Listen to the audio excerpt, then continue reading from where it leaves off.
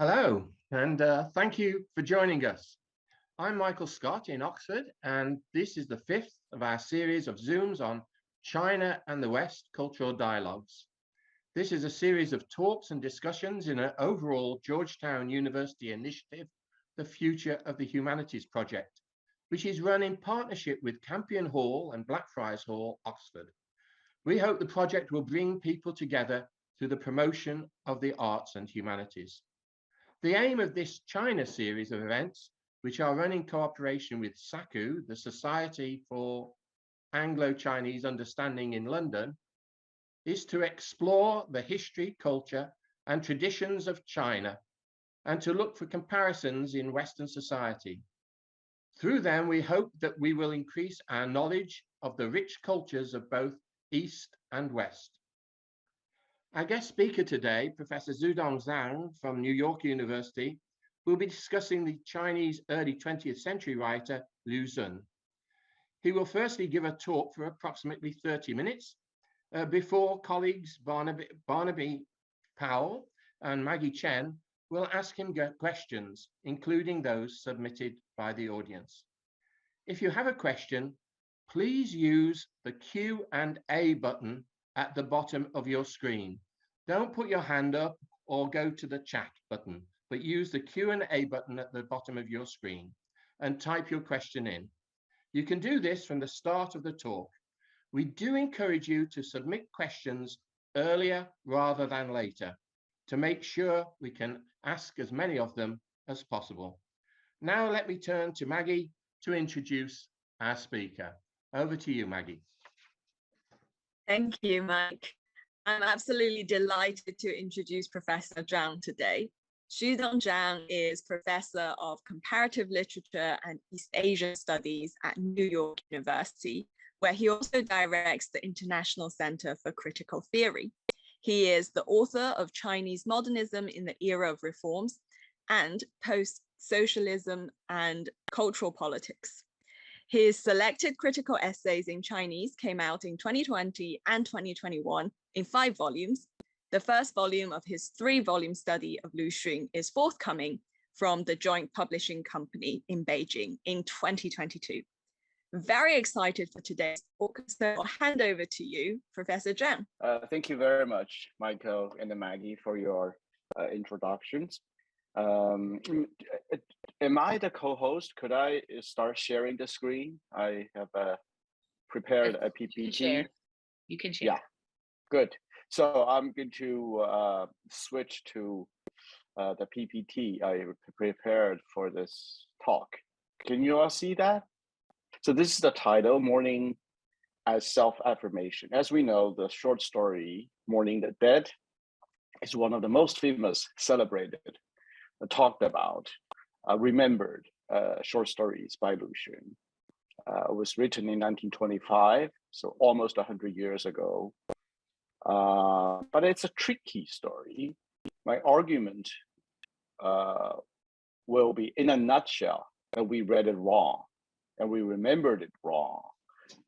We love it, but we love it for the wrong reason. This is a very daring and potentially offensive argument, given how much it's loved and embraced in the Chinese world, at the very least. So I hope I will have a chance to convince the audiences at Georgetown and Oxford and the society, so that I won't end up being the public enemy #1, at least within certain circles of literary readings. The summary, if I have to give a summary of the story, it's very simple. And of course, I'm being slightly sarcastic here. The story is, it's about 2 lovers. They fall in love, they move in, they live together, they separate. She dies and he moves on. That's it. That's the plot. It's a rather blunt and curious short story, if we think about it. But let's put it there just leave it aside for the moment. There is a turning point or crisis or the central conflict that drives this narrative forward, so to speak, if we still pretend that this is a conventional story, then we can see that there is a central crisis. And that is the drama of the guy, the male, becoming self-conscious of his existential situation, which he universalizes that this is life as such.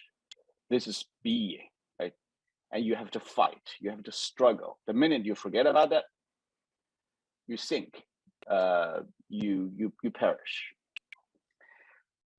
And in contrast to that, the female's lack of this sort of a becoming self-conscious, and therefore the self-affirmation of life as such.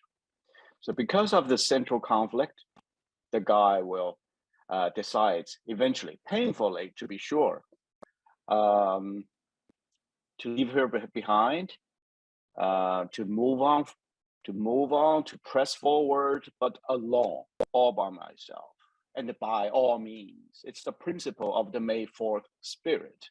In a way, it's the sort of a Chinese version, the weak version of the Faustian spirit. I'm the negative spirit. I have to move on. I'm self-conscious. I'm enlightened. I'm a free agent. If love or the lover is the sacrifice, well, so be it. Right? It's a cruel conclusion, and there are a lot of cosmetic works and the language. Sort of the male character dances around it. The entire novel, at least the last part, is a ritual. It's a verbal firework about mourning, about remorse, about regret, right? About pain. But it's also a facade. It's a layer of lie, of deception, of hypocrisy.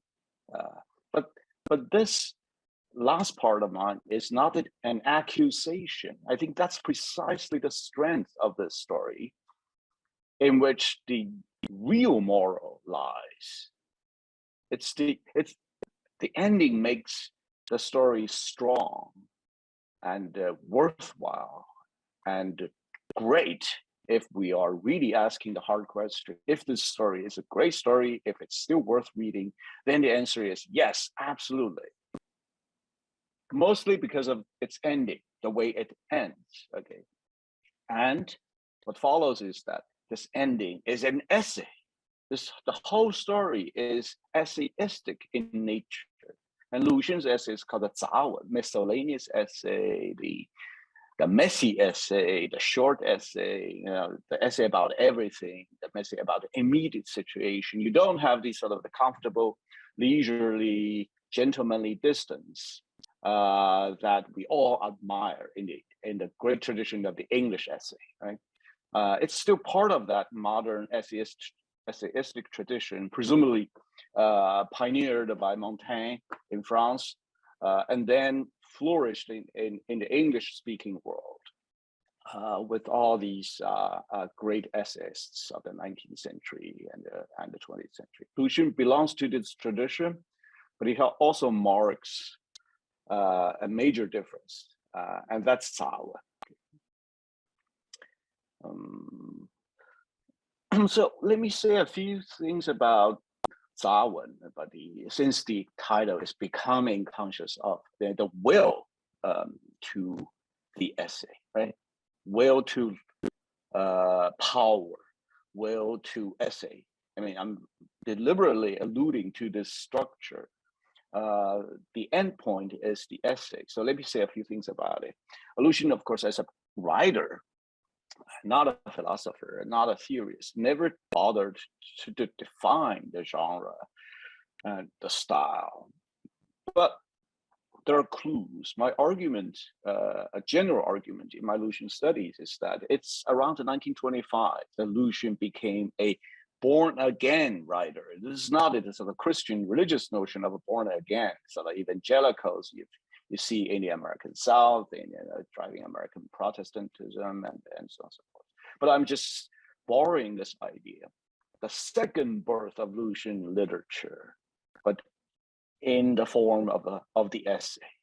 Lu Xun first became famous, extremely famous, an iconic figure in 1918 with his short stories, right? He became a national hero a cultural revolutionary, right, during the vernacular revolution, the Chinese Enlightenment. But my argument is that it was an accident. Right? He became famous spontaneously. The outcry was so spontaneous. The whole nation had no choice. And the whole nation, the Chinese language somehow found illusion as its mouthpiece. So it's passive in a sense. The truly positive, self-conscious, but very, very painful, deliberate sort of a birth, self-engineered birth, the second birth, always more sophisticated, right? Always more durable, both in political and aesthetic terms, is the essay. And that took place around the 1925.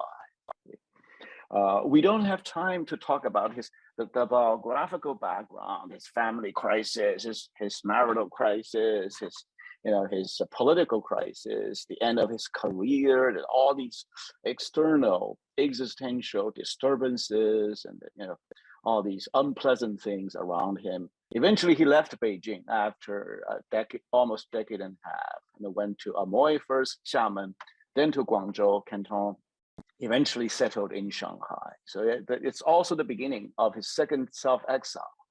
His first exile is very famously documented in the preface to Nahan, Outcry, right?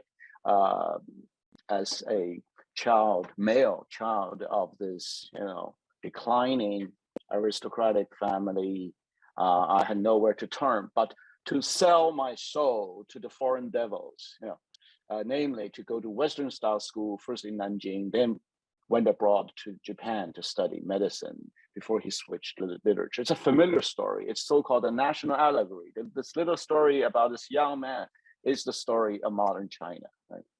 It's the Chinese Mandarin, the Chinese elite, the Chinese civilization. It was disintegrating, and therefore the self-imposed exile and a reinvention, right? Around 1925, Lu Xun reinvented himself once again, but through essay. This is the beginnings paragraph of this preface to Inauspicious Star, or Hua Gai Ji.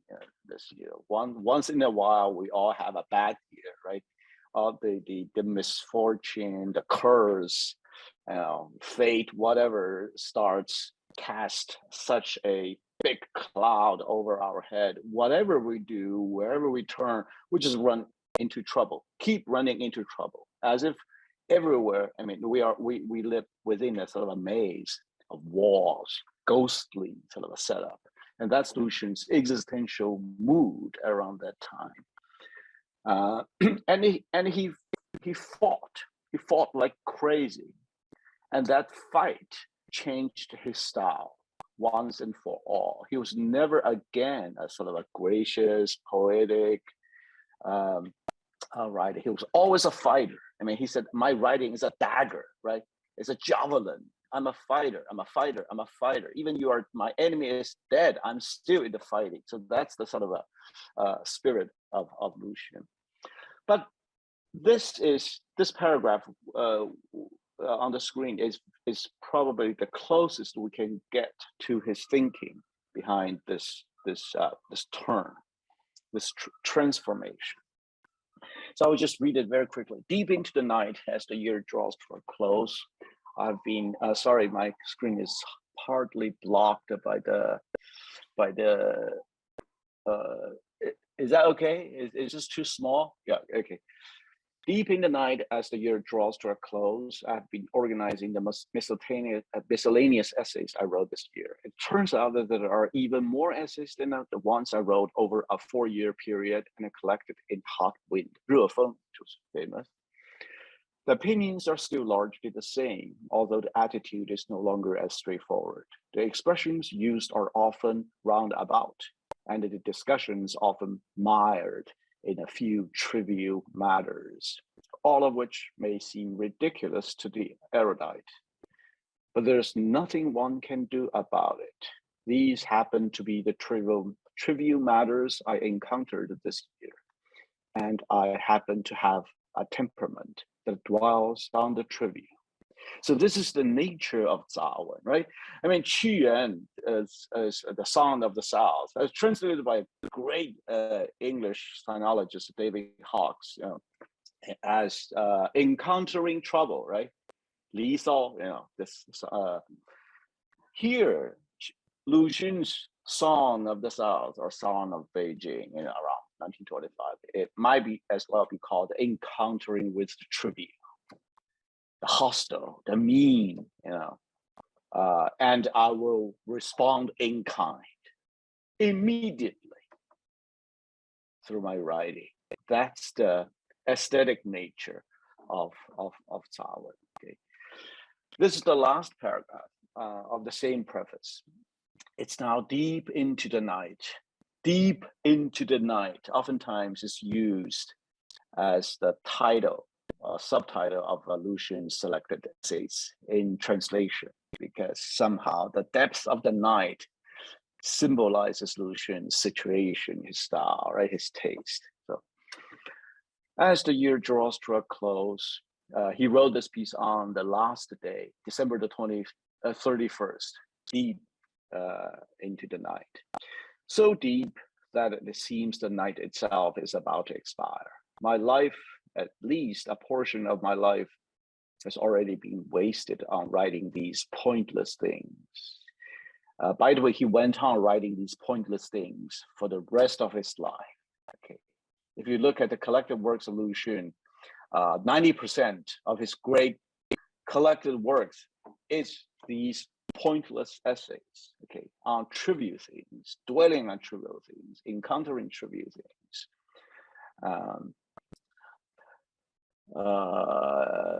And what I have received in return is the increasing desolation and hardening of my soul. And I'm not afraid of these things, and I don't wish to conceal them. In fact, I'm quite enamored of them because they bear traces of the vicissitudinous. I cannot figure out that accent, the stress, the vicissitudes of life. I have led amid sandstorms. Those who feel that they too are living as vicissitudinous life amid sandstorms will understand the meaning of this. Those who share my situation understand what I'm going through, why I'm writing this way. Okay. So it's rather explicit, very pained, right? The self-conscious of a writer who is basically saying goodbye to belles lettres, to the fiction, properly speaking, the useful dreams of becoming, let's say, the Chinese Shakespeare, the Chinese Tolstoy, the Chinese Goethe, the Chinese Victor Hugo, all gone. These dreams are no longer dreams. From now on, only the essay, and they're not beautiful. They are scars because of the situation. And I've come to love the scars because that's me. I mean, that's real, that's authentic. So that's basically the argument. Now, coming back to the story, Mourning the Dead was written just a month and a half before that preface we just read. Okay, so the state of the mind, the sort of the stream of conscious, if you like, the existential mood were pretty similar. So let me say a few words about the characterization. It's an argument. So you have two sides, right, of this debate. Almost, that's the setup. The male protagonist, it's interesting. It's always childlike, despite the fact she says, "I am my own," right? I'm in control of my own fate, which, of course, to the delight of the male protagonist. Wow, you're a new woman, right? You are part of this May 4th culture, despite of this manifestos of the self, self-determination, a free will. She's like a child, childlike, like a child. Those kind of phrases are all over the pages. You can count 4 times or 4 or 5 times as the sort of the signature description of this female protagonist.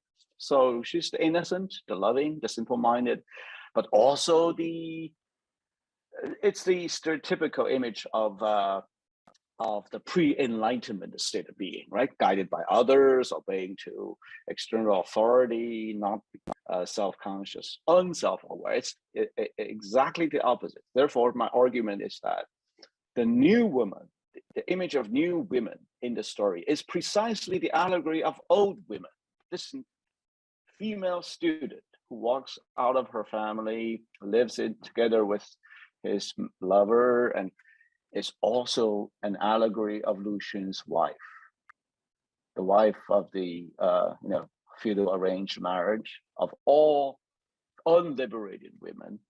And moreover, it's beyond the gender boundaries. It points to the general ethical condition of the Chinese world, period. Even though in the story, it's the female protagonist. And the male protagonist is the moribund beautiful soul, which is a quote from Hegel's criticism of German Romanticism. It's the irony of the subject.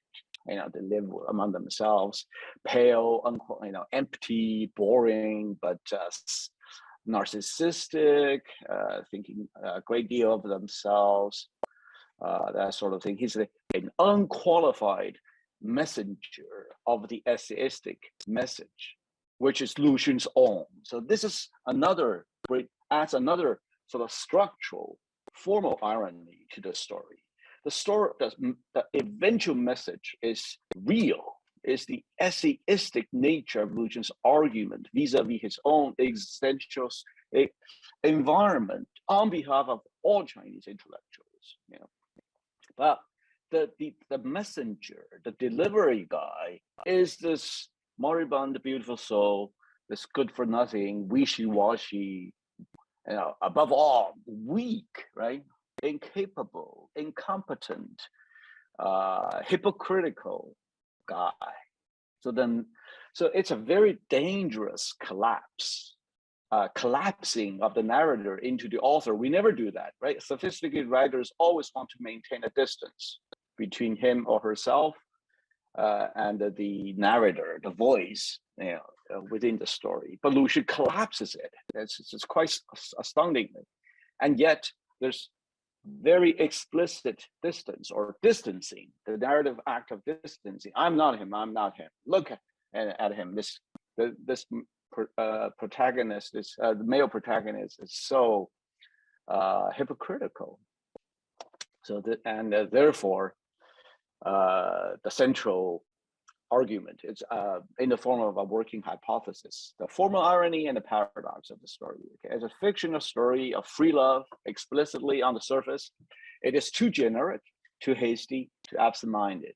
Moreover, the moral message carried or embodied by the male protagonist remains ambiguous and inconclusive, and at the very least, enfeebled by the feebleness of this character. It's undermined by this character, right? Nobody would take, his mourning or his reflections or his confessions seriously, given that the way he behaves, right? The second part is that my new interpretation is that it's actually a personal essay under the disguise of fiction, short story, that is. The mixture, the duality of the two genres and the styles actually created the allegorical space in which the value of Lucian's writing resides, and the production value operates and sustains its own creative and a critical energy. So if we read this story properly, we read it as an essay vibrating within the short story. Okay, it's the soul. The essay is the soul, whereas the story is the body. Let's see. We are actually running out of time, so I will be very brief in this regard. One thing is that if to great extent this is an essay, why Lucian? bothered to to stick with the short story format? Well, my again hypothetical interpretation is that Lu Xun would still needed the narrative form, the fictional space, right, to create all these ironical structural distancing, collapsing, popping up these fake characters before destroy them, basically. So this sort of the formal properties of fiction are still meaningful. But also crucially, I think it has to do with something we just touched upon, namely the ambiguity, the complexity of the female imagery. Without the formal mechanisms of fiction, it's very hard to argue that this female student, this free spirit, is indeed my feudal wife, which Lu Xun very painfully refers to as a gift from my mother. Therefore, I would cherish it for the rest of my life, but not for her. She's not my wife. I never touched her, never liked her, never talked to her, but she is such a gift of my loving mother. I will hold on to it for the rest of life. It's both. So it's a very hard to argue that this Zizhen, right, this kind of innocent, free female character, is also Zhuan, his traditional wife, or China as such. For those kind of a characterization, plot, climax, irony, ambiguity, you still need the story, or you also needed it to drive home the hypocrisy of the masculine spirit, the Faustine spirit in early 20th China. It doesn't work, and it doesn't work for a very concrete socioeconomic, sociopolitical, legal reasons. Okay. We probably don't have time for these key quotes. You will spot them, right? Whenever you see them, you will see, wow, this is problematic, right? It's beautiful, it's touching, but it doesn't read right. I mean, if that's the true state of the mind, then this guy has a problem. I would just call it this continuous obsessive narcissism, or this insistence on the becoming self-conscious, or affirmation of life, of new life, all positive values, to be sure, right? All something we should embrace, but not in his way. So that's the sort of the last paragraph is this the ending of the story.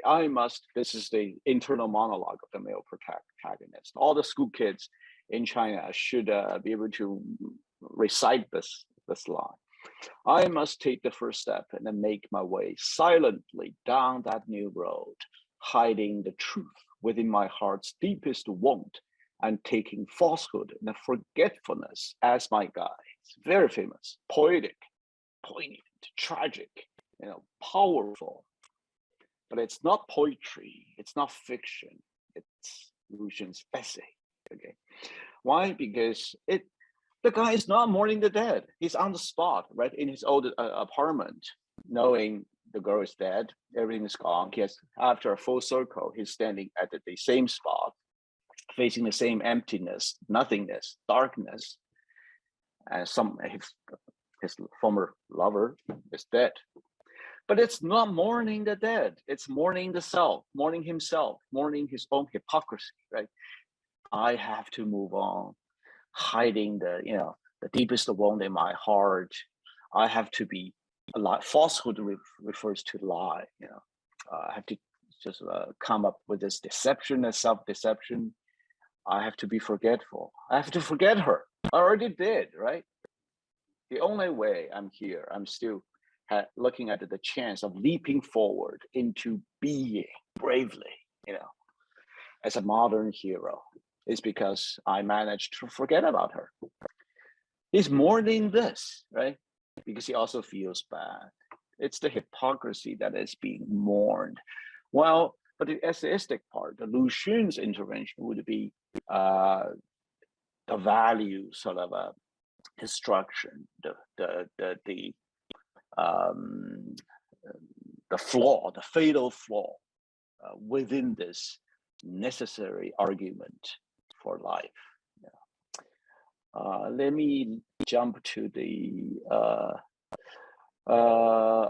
before I close, I want to mention that the inauspicious star, the preface, right, the becoming conscious of the essay, was written on the last day of the year, and this piece in his collection of prose poems, 野草 Wild Grass, was composed on the first day of the same year, New Year's Day. It's about hope, but it's really about hopelessness. It's really about the hopelessness of the hopelessness. It's an argument is so circular. In the end, it's about dropping the shield of hope as vanity and get ready to fight. It is in this physical battling with nothingness, darkness, and emptiness, you stand a chance. That's the real hope, not because some kind of metaphysical, theological, or some kind of political party line hope. These are just vacuous. The real thing is to fight, put yourself on the line. So it's the same argument. At the beginning, it took the form of a prose poem. At the end, it's this fiction. If you also compare Lu Xun's metaphysics of hope to Kafka's, then you realize Kafka basically says there is infinite amount of hope, but not for us. We are hopeless. But that doesn't mean that the world is not filled with hope. Maybe for others, somewhere else, some other time.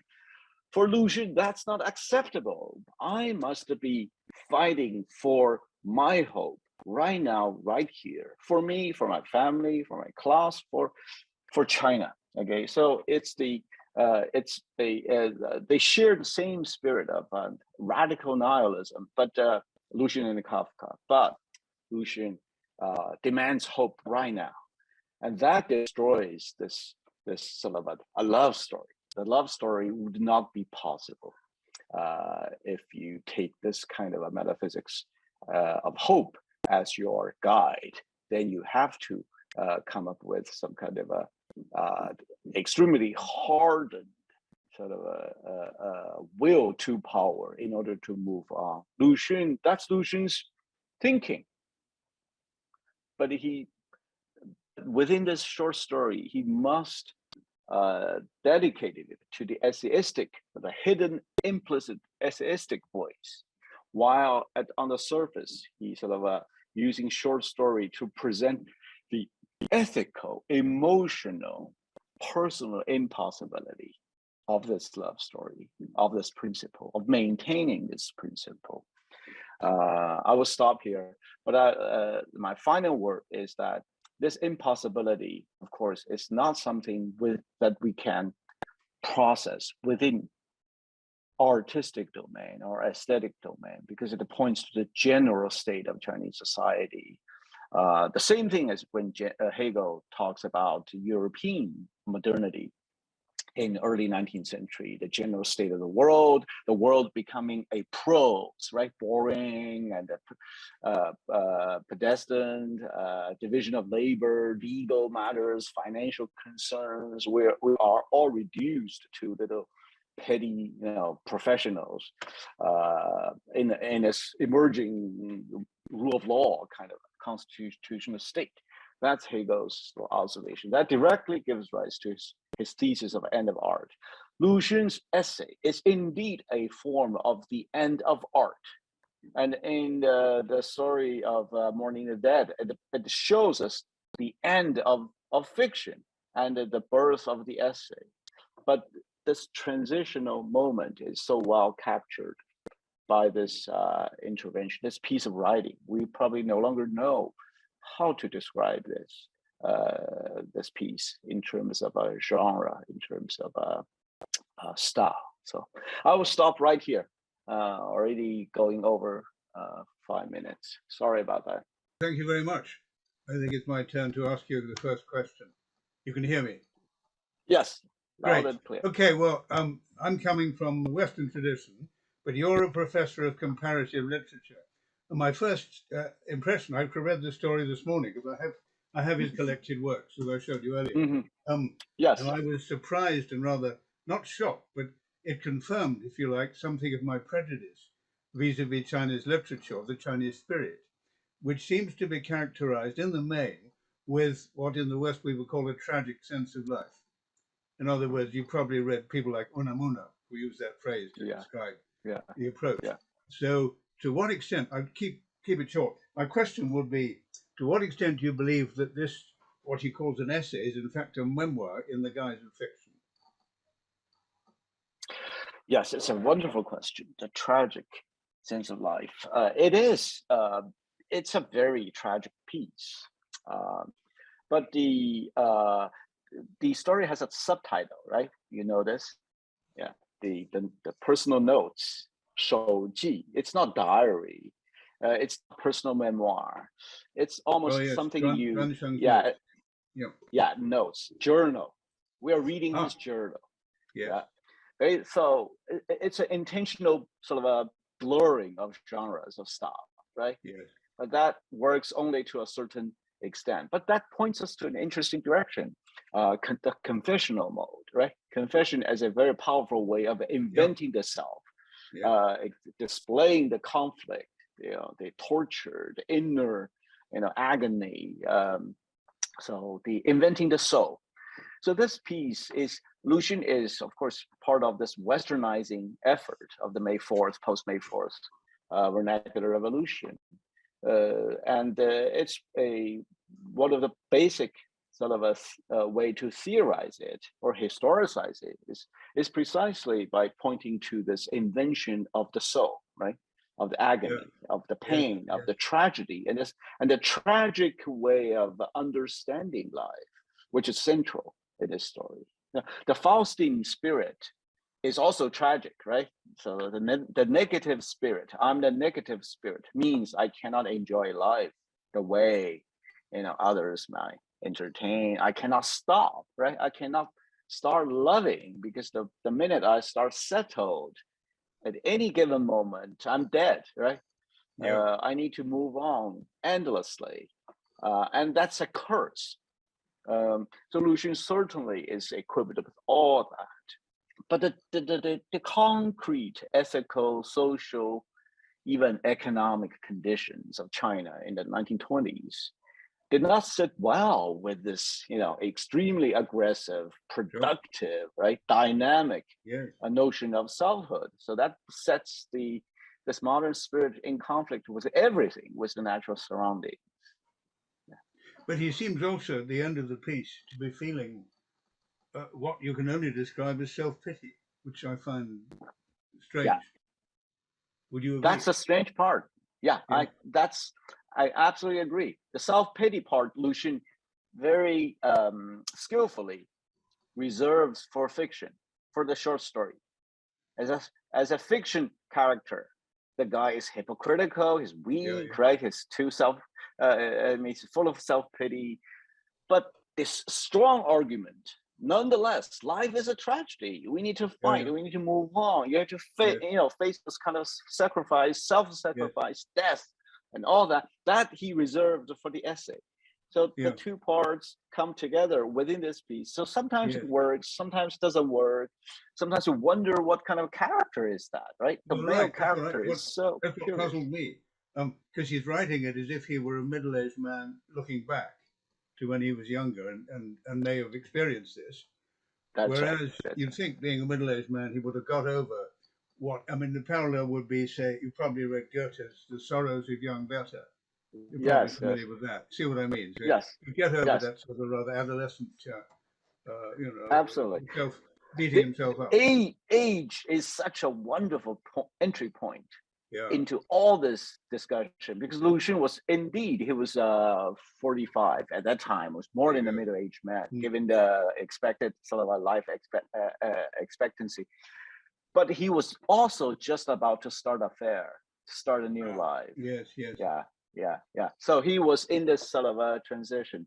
And Zhang, the male character, the character is supposed to be in his early 20s, right? Or maybe late teens, who knows, right? Very immature, very weak, right? Yeah. So therefore, you also see this. He uses the phrase moribund beautiful soul, which you don't have when you're 35. You may have had it when you were 25. Yes. I wish I had. But that's a line lifted from Hegel's critique on German romanticism. Yeah. So that's certainly a point of it. Yeah, it's in many ways he's very callous, isn't he? He's yes, almost narcissistic. Very much. Yes. It's a very striking piece, and you can see of its time, it's an extraordinarily revolutionary style, and but absolutely. Yeah.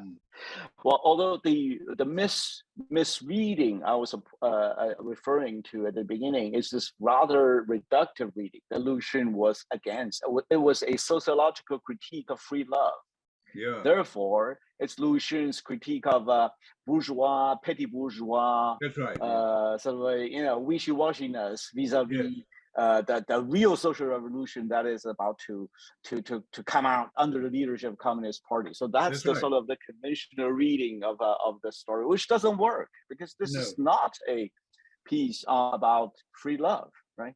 The conflict, the tragedy runs much more deeply. Exactly. I mean, do you think in a sense he's taking advantage of I mean, it's not clear from the piece where the girl's from, but is she a peasant girl who's come to work as a servant, or so is it a class thing? Oh, yeah, she must be from a well-to-do family. You reckon?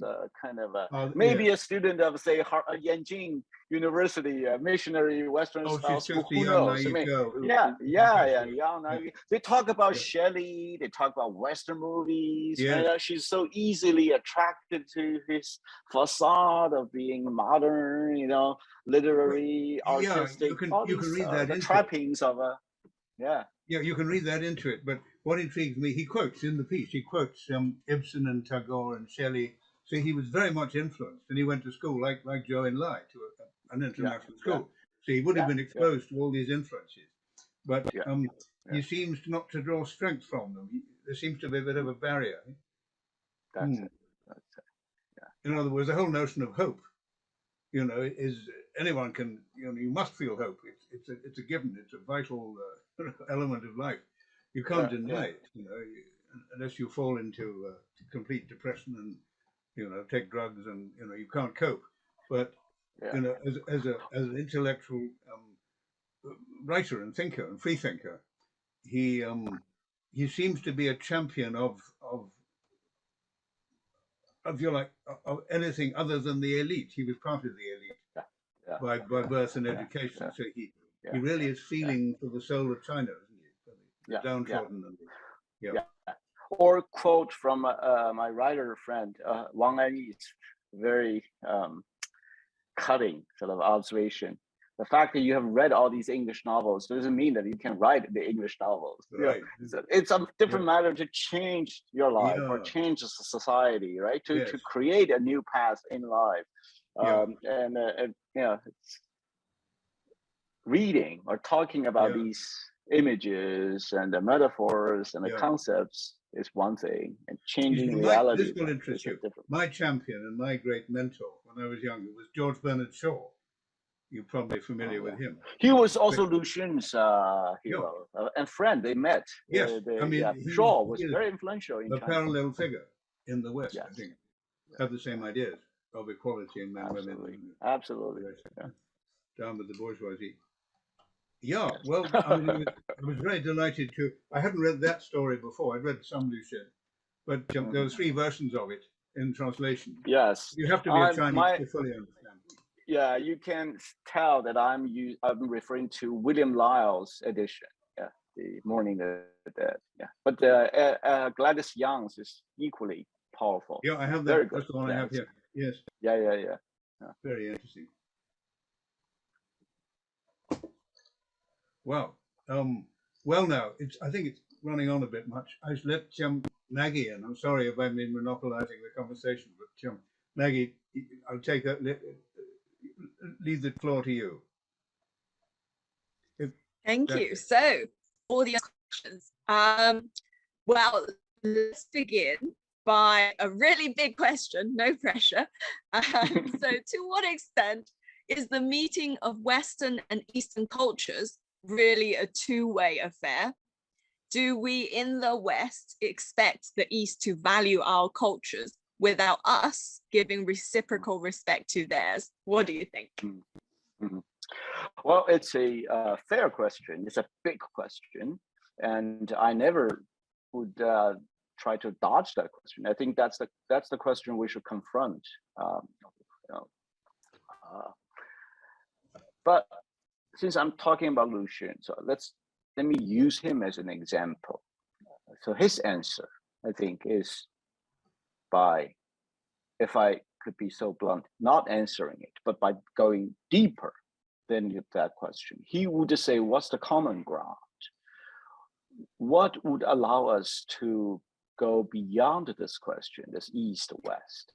And for him, you could still say his is just a wholesale Westernization, which it does look like that, right? I mean, because, for instance, when he was asked to give advice to the Chinese youth, what kind of books they should read, he said, well, anything, but as long as you don't read Chinese books, you're fine.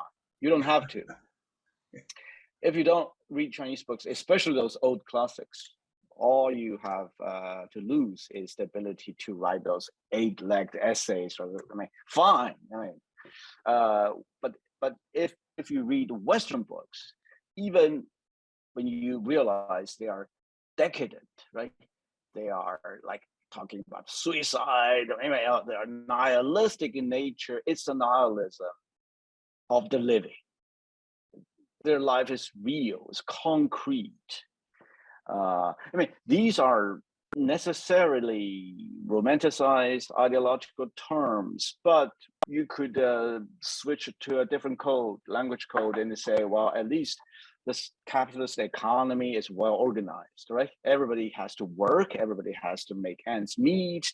It's a much tighter socioeconomic, rational, organization in which the mere division of labor, mere exchange, the advancement of technology, all these things gives rise to a certain value. Everything is properly valued. You know your role, you know what to do. Whereas in China, in the Chinese society, things are organized in such a loose, dysfunctional way that oftentimes you feel sort of out of joint, right? So the very sense of nothingness, emptiness, is very real. We could conduct some kind of a sociological, reduction on purpose, right? Just to understand why this kind of a nihilistic feeling. So that's one way to look at it. And his sort of a transcendence of the East-West divide is by looking at, say, evolution. Lucian was a firm believer of evolution, right? But for him, it's almost social Darwinism, because he never, I doubted that he ever read Darwin. I mean, the origins of species probably was not his cup of tea. But he read a lot of Huxley, right? Translated by Yan Fu, and others. And he believes in this evolutionary concept of history, of humanity.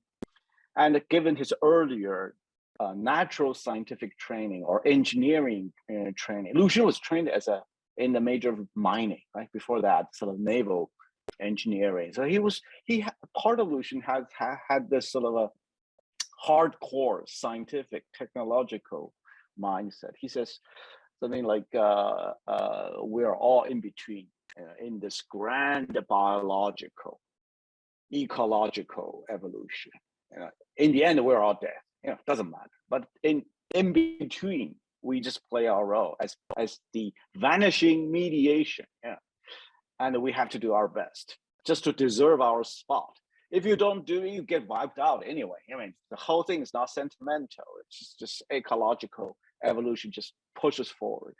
Another famous metaphor, also written around the same time, 2026, during the March 18 massacre, the students were shot in front of government building in Beijing. Lu Xun was furious. He called that the darkest day in the history of the Chinese Republic, and in which there's a little paragraph saying,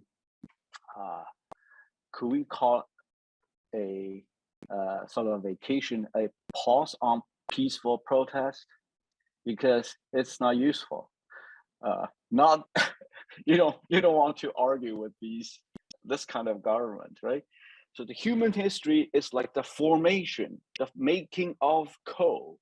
It takes large swaths of a forest. They perish, they get buried under a lot of pressure. Millions of years later, you have a little chunk of coal.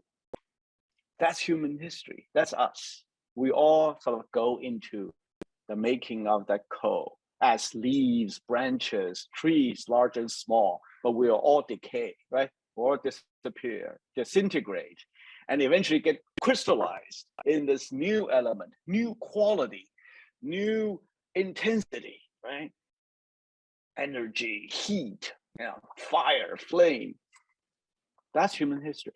If he has that kind of mindset, it would be even trivial to ask, oh, is this Western? Is Bernard Shaw to Western, or is Werther not Chinese enough? No, I mean, of course not.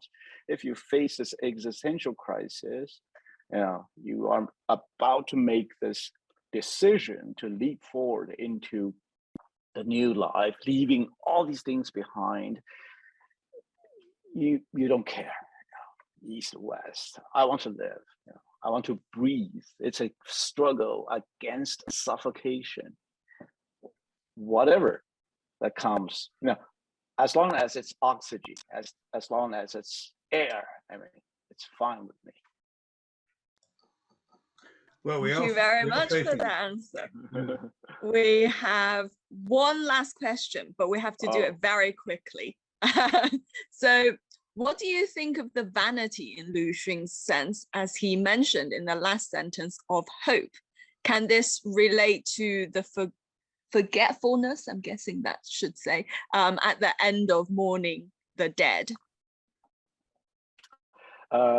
Depends on the translation. I guess vanity is translated in my version, so on the big screen, as falsehood, right? Vanity, falsehood, hypocrisy, forgetfulness.